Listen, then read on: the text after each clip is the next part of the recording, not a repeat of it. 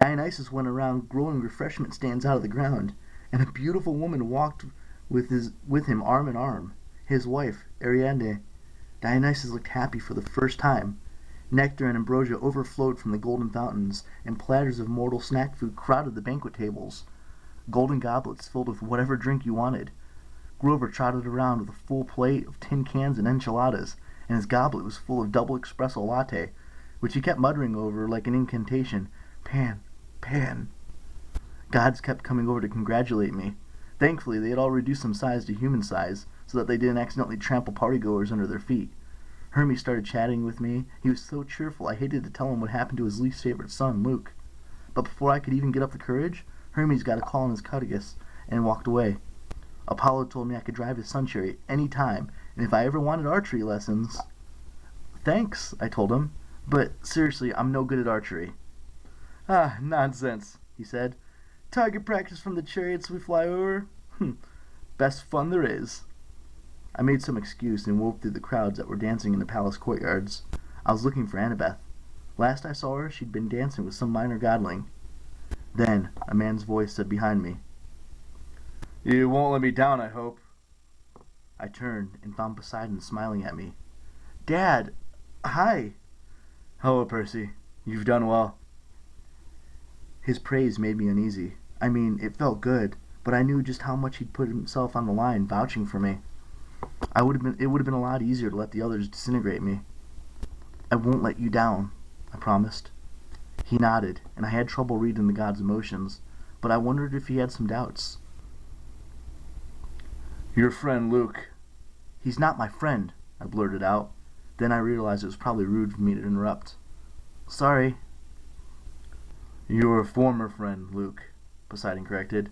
"He once promised things like that. He was Hermes' pride and joy. Just bear in mind, Percy, even the bravest can fall." "Luke fell pretty hard," I agreed. "He's dead." Poseidon shook his head. "No, Percy, he's not." I stared at him. "What?" "I believe Annabeth told you this. Luke still lives. I've seen it. His boat sails from San Francisco with the remains of Kronos even now. He'll retreat and regroup before assaulting you again.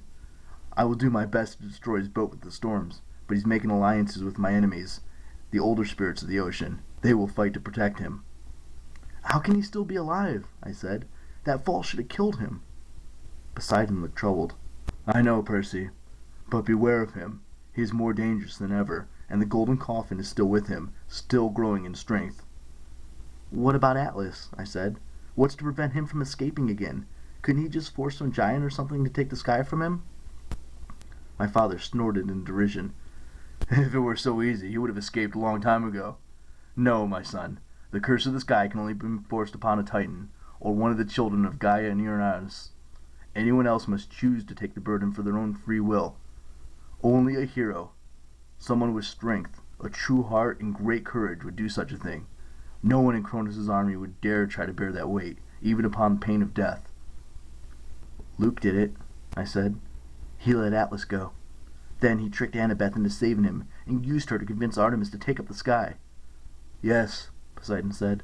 "Luke is an interesting case." I think he wanted to say more, but just then Bessie started mooing from across the courtyard. Some demigods were playing with his water spear, joyously pushing it back and forth over the top of the crowd.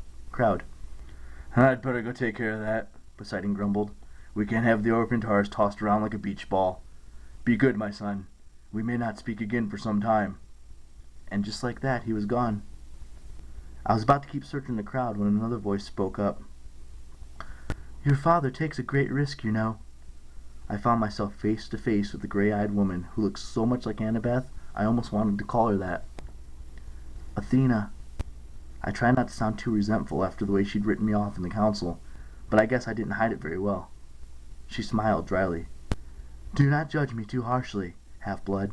Wise counsel is not always popular, but I spoke the truth. You are dangerous." "You never take risks?" She nodded. "I concede the point. You may perhaps be useful, and yet your fatal flaw may destroy us as well as yourself." My heart crept into my throat. A year ago, Annabeth and I had a talk about fatal flaws. Every hero had one. Hers, she said, was pride. She believed she could do anything, like holding up the world, for instance, or saving Luke, but I really didn't know what mine was.